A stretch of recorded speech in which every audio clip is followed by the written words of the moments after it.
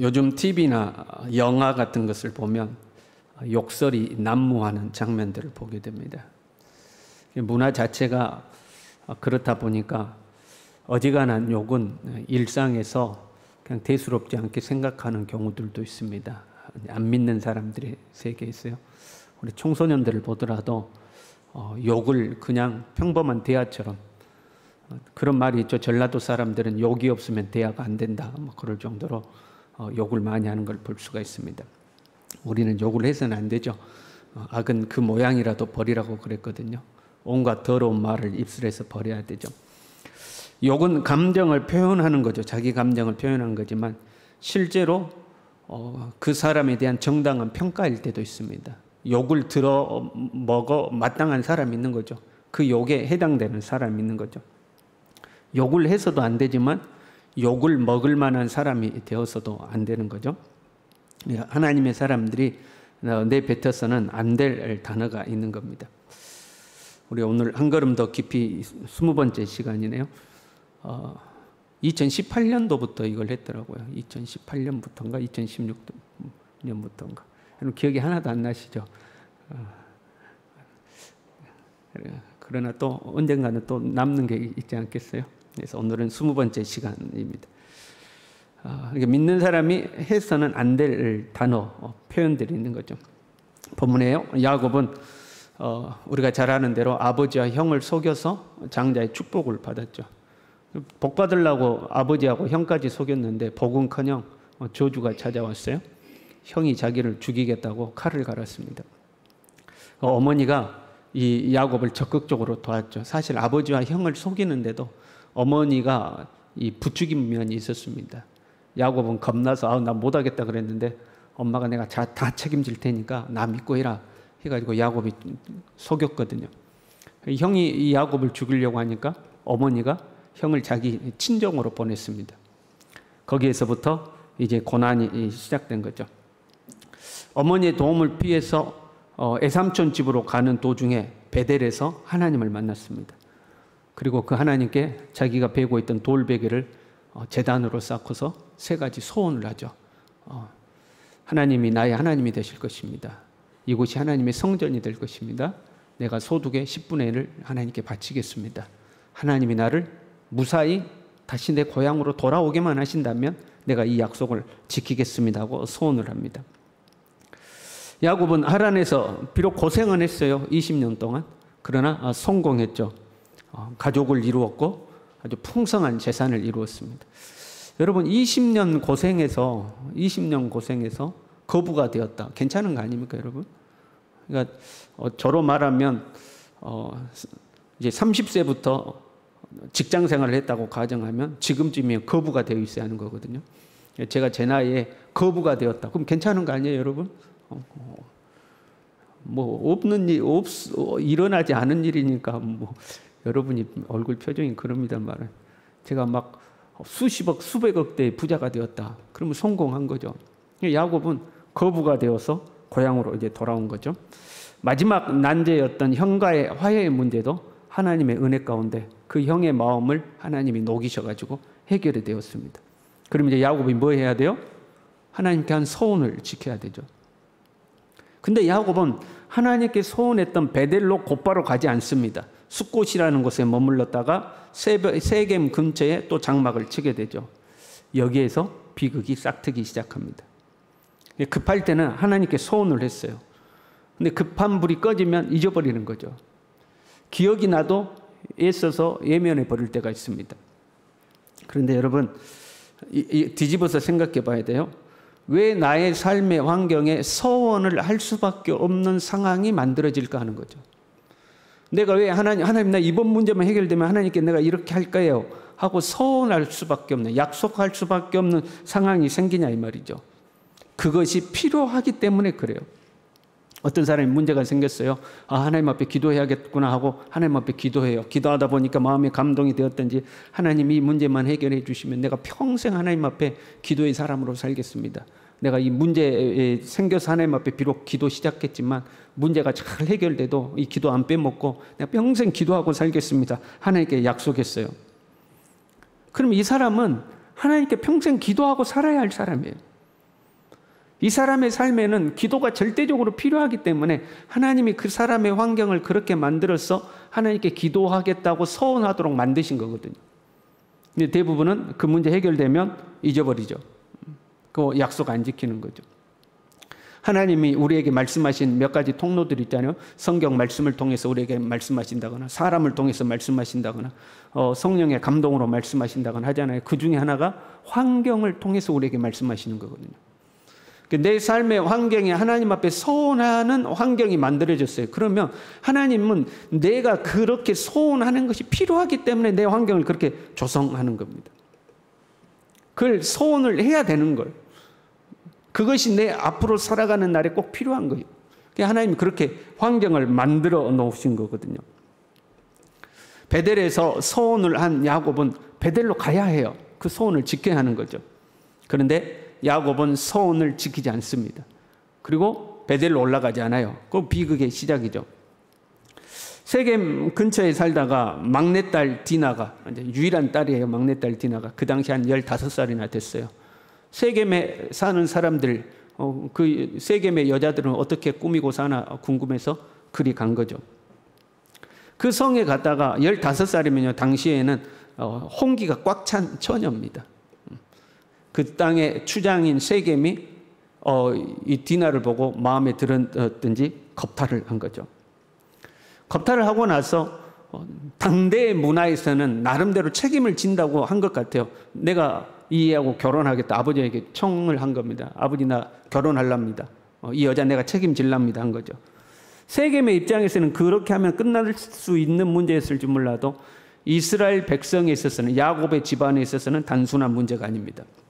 7절에 이렇게 됐어요. 먼저 아버지에게 그 소식이 들으니까 아버지는 아무 말도 하지 않고 있었어요. 근데 들에서 일하던 오빠들이 돌아왔어요. 오빠들이 그 일을 듣고 이렇게 이야기합니다. 그들 모두가 근심하고 심히 노하였으니 이는 세겜이 야곱의 딸을 강간하여 이스라엘에게 부끄러운 일, 곧 행하지 못할 일을 행하였습니다. 행하지 못할 일이라는 것. 이스라엘인들에게, 야곱의 집안에는 이런 일이 일어나서는 안 될 일이 일어났다는 거죠. 여기서 부끄러운이라는 단어가 있죠. 이 부끄러운이라는 단어가 히브리어로 네발라라는 단어입니다. 네발라. 오늘 이 네발라에 대해서 알아보려고 하는 건데요. 천하고 비열한 행위, 음탕하고 저질스러운 행위를 말하는 단어입니다. 차마 입에 담기도 민망스러운 단어가, 우리가 히브리어로 네발라 그러니까 그냥 아무렇지도 않는 거지만 우리가 우리의 욕을 한다면 차마 입에 담을 수 없는 그런 아주 처참한 욕인 겁니다. 그래서 성경에서는 부드럽게 해석을 해놓은 거예요. 부끄러운 일, 이렇게 해놓은 부끄러운 일. 그런 아주 심한 욕설과 같은 단어인 거죠. 이러한 일은 선민 이스라엘, 하나님을 믿는 사람에게서는 일어나서는 안 될 일이다 하는 거죠. 그래서 디나의 친오빠들이죠. 베다른 오빠가 아니고 친오빠였던 시므온과 레이가 나중에 그들에게 할례를 받으라고 하고 할례 받았을 때 가서 처절하게 보복을 합니다. 그 동네 남자들을 싹 다 죽여버리죠. 아주 비극이 발생한 겁니다. 그런 일이 있고 나서야 야곱은 하나님의 음성을 듣고 이제 베델로 다시 올라가게 되는 거죠. 이 단어가 또 쓰인 곳이 사사기 19장에 나옵니다. 에브라임 지역에 레인이 있었어요. 근데 이 레인이 베들레헴 출신 첩을 하나 얻었습니다. 이 첩이 행음을 하고 남편을 떠나서 친종으로 가버렸어요. 여기서 행음이라는 단어는 자나라는 단어입니다. 근데 이 자나는 육체적 행음을 일컫는 단어이기도 하지만 이방신을 섬기는 영적인 행음에도 이 자나라는 단어를 씁니다. 당시 이스라엘 사회에서 남편이 있는 여자가 외간 남자하고 행음을 했다, 이거는 있을 수 없는 일입니다. 그럼 바로 돌에 맞아 죽는 일이거든요. 그래서 학자들은 이 자나를 자나흐라고 생각하기도 합니다. 자나흐라고 읽으면 버리다, 떠나가다 그런 말이 됩니다. 그렇게 보면 이 여자가 남편을 버리고 친정으로 떠나버린 것이 됩니다. 그러면 조금 이해가 될 법도 하죠. 그러나 성경에서 이제 자나라고 이제 기록을 하고 있습니다. 넉 달이 지나고 나서 남편이 이 첩을 찾으려고 다시 이제 처가로 간 겁니다. 이 남자도 대단하죠. 행음을 하고 집 나간 여자를 찾으러 간 거예요. 그 이제 장인 어른이 융숭한 대접을 한 거예요. 며칠 동안 융숭한 대접을 하고 이제 그 집을 떠나왔습니다. 그 베들레헴에서 2시간 거리에 여부스라는 동네가 있는데 그 여부스라는 동네는 당시 아직 이스라엘이 정복하지 못한 지역이었습니다. 그러니까 이방인 지역이니까 야, 우리가 이방인 지역에서 어떻게 유숙하겠냐 해서 강행군을 해서 조금 더 가서 베냐민 땅 기브아에 도착을 했습니다. 이제 해가 다 졌거든요. 그런데 다행히 한 노인을 만나서 그 노인의 인도로 이제 유숙하게 되었습니다. 근데 그날 밤에 그 노인과 이제 저녁 식사하고 기분이 좋아가지고 있는데 그 동네 불량배들이 찾아와서 행패를 부린 겁니다. 그 레인을 내놓으라는 거예요. 그 동네 불량배 남자들이 와서 그 레인 남자를 내놓으라 그런 말이거든요. 동성애를 하겠다는, 동성 간의 성적 폭행을 하게 해서 남자들을 내놓으라 이렇게 요구한 겁니다. 그때 그 집 주인이 이렇게 말합니다. 내 형제들아 청하노니 이 같은 악행을 저지르지 말라. 이 사람이 내 집에 들어왔으니 이런 망령된 일을 행하지 말라 이렇게 되어 있습니다. 여기서 망령된이라는 단어가 네발라입니다. 이런 그러니까 욕설 같은 단어를 써서 이런 짓 하지 말아라 하고 이야기를 한 거죠. 이 동성애는 일어나서는 안 되는 일인 거죠. 네발라입니다. 동성애는 네발라죠. 일어나서는 안 되는 일이죠. 우리나라도 좀 걱정이 되죠, 여러분. 저번 주에 동성애 축제가 있었잖아요. 주최 측에서는 13만 명인가 얼마 모였다고 그러는데 경찰 추산 13,000명 정도가 모였다고 그런 것 같아요. 근데 그것보다도 더 놀라웠던 것이 각국의 대사들이 다 왔다는 거예요. 미 대사를 비롯해서 네덜란드, 프랑스, 유럽의 주로 대사들이 그 동성애 축제에 다 참석을 한 거죠. 그 중에 동성애자들이 여러 명 있더라고요, 보니까. 참 심각한 문제 아닙니까? 각국의 대사들이 우리나라의 동성애 축제에 와서 축하를 하고 박수를 쳐주고 지지를 선언하고 그러는 거. 결코 좋은 일은 아니죠. 여러분 좀 이상하지 않아요? 동성애가 그렇게 중요한 일입니까? 막 각국 대사들이 참석해서 지지합니다. 막 환호하고 박수를 쳐주고 힘내십시오. 용기를 내십시오. 그래야 될 문제입니까? 그런 거 아니잖아요, 여러분. 근데 이상하게 세계적인 흐름이 그런 쪽으로 가는 거죠. 동성애자들이 나라를 구했습니까? 동성애자들이 우리나라의 발전에 기여한 바가 있습니까? 뭐가 있습니까? 그런데 그 동성애를 그렇게 환호를 하고 지지를 해주고 세계적으로 지지를 해주고 박수를 하고 나라가 망하는 길입니다. 프랑스나 유럽 지역을 보면 여러분 동성애자들은 애를 못 낳잖아요. 애를 못 낳아서 입양을 하거나 아니면 다른 방법으로 통해서 이렇게 하잖아요. 그러니까 동성애가 많아지면 출산율이 현저하게 떨어지죠. 그런데 이제 프랑스 같은 경우는 그 이슬람 국가 난민들이 많이 들어가죠. 유럽 국가에는. 이슬람은 아기를 낳으면 지금도 6명, 8명씩 낳거든요. 나라가 완전히 이슬람화 되어버리는 겁니다. 정상적인 시민들은 동성애 부추겨가지고 동성애자들이 이런 조사가 있어요. 네덜란드에선가 이 청소년들까지 해가지고 조사를 한 거죠. 50%가 동성애자예요.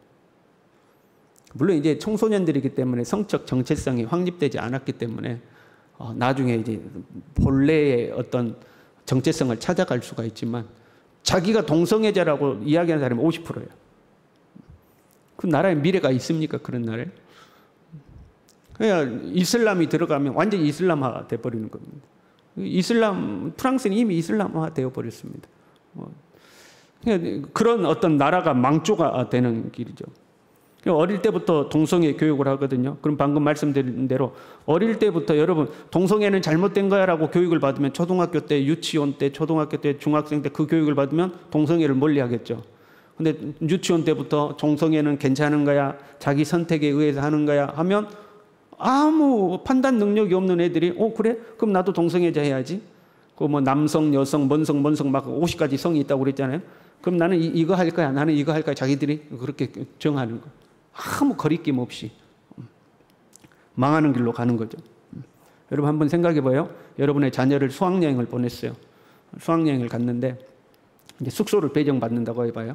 우리 때는 수학여행 가면 막 큰 강당에서 한꺼번에 잤잖아요. 근데 지금 숙소에 2명, 3명 또는 이렇게 들어가는데 2명이 들어갔다고 생각해 봐요. 근데 우리 집 딸이 동성애자하고 한 방을 쓰는 거예요. 그 남자인데 자기가 여자라고 하는. 그럼 여러분 어떻게 써요? 한 방에 그렇게 같이 있어요. 불안하지 않겠어요? 근데 거절을 못하는 거죠. 차별하면 안 되니까. 그런 일들이 우리 사이에서 일어날 수가 있는 거죠. 참 망하는 길이에요. 근데 이 동성애자들이 와가지고 레인을 내놔라 하고 막 한 거예요. 이것이 사건이 발단이 돼서 이제 동성애자를 차마 내놓지 못하고 첩을 내놓으니까 그 첩을 밤새 윤관을 하잖아요. 그래서 아침에 보니까 첩이 시달리다가 죽었어요. 그 시체를 12조각을 내가지고 이스라엘 각 지파에 보내죠.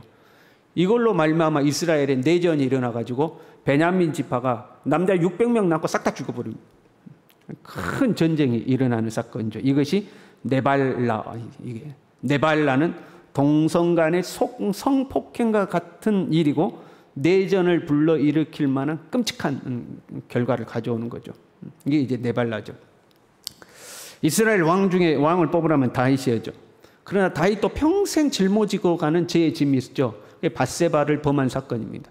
밧세바를 범한 것으로 끝나지 않고 그것보다 더 큰 죄는 자기의 죄를 덮으려고 우리아를 죽였다는 거죠. 밧세바의 남편인 우리아를, 충신은 집안 대대로 충신이었는데 그 우리아를 전쟁에서 죽게 만든 거죠. 여러분, 죄는요 반드시 돌아오는 거예요. 죄는 반드시 자기에게 다시 돌아와요.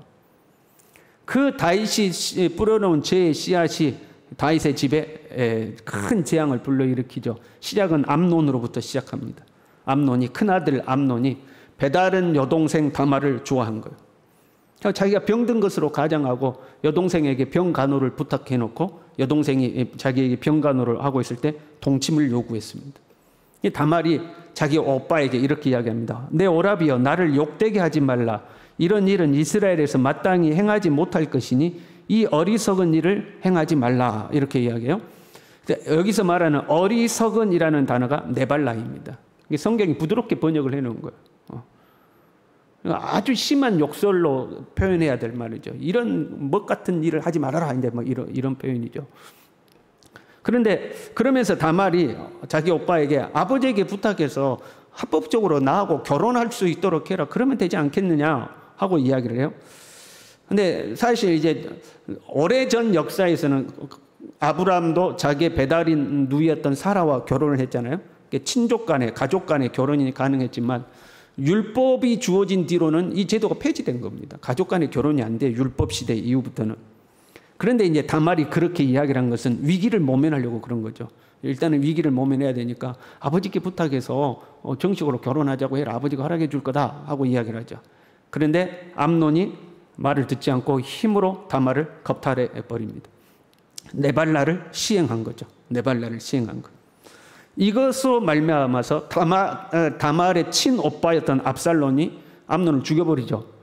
그리고 이 압살롬이 결국에 아버지까지도 반역하고 이스라엘 나라에 내전이 벌어집니다. 한쪽은 다윗 편에 서고 한쪽은 압살롬 편에 서서 내전이 벌어지는 거죠.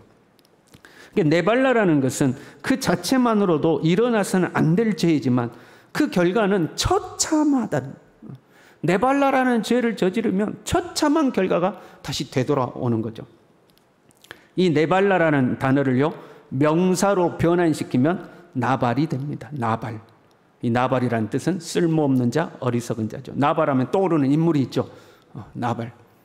다윗이 사울에게 쫓기고 있을 때 고난의 시간을 보내고 있었어요. 다윗이 쫓기는에도 불구하고 다윗에게 모여든 사람이 막 400명, 600명씩 모여들었어요. 그 다윗이 광야에서 쫓겨다니는데 그들을 먹여 살리기가 얼마나 힘들었겠어요. 고난의 시간을 보내고 있었죠. 그런데 나발이라는 이 사람은 부자였습니다. 양이 3,000이요 염소가 1,000마리였어요. 키우고 있는 것이. 그리고 근처에서 양털을 깎았습니다. 양털 깎는 날은 잔칫날입니다. 이스라엘에게서 양털을 깎는 날은 이제 잔칫날이거든요. 다윗이 소년 10명을 보내가지고 정중하게 은혜를 베풀어 달라고 정중하게 부탁을 합니다. 내가 너희들과 그동안 좋은 관계를 유지했고 너희들이 들에서 너희 목동들이 들에서 양치면 우리가 한 번도 강제로 말이야 무력으로 빼앗은 적도 없고 오히려 너희들을 잘 보호해가지고 너희들이 우리 덕분에 어려움 없이 양을 잘 키웠다. 그러니까 은혜를 좀 베풀어 달라 우리 소년에게 먹을 것을 좀 달라 하고 정중하게 부탁을 하죠. 그때 나발이 이렇게 이야기합니다.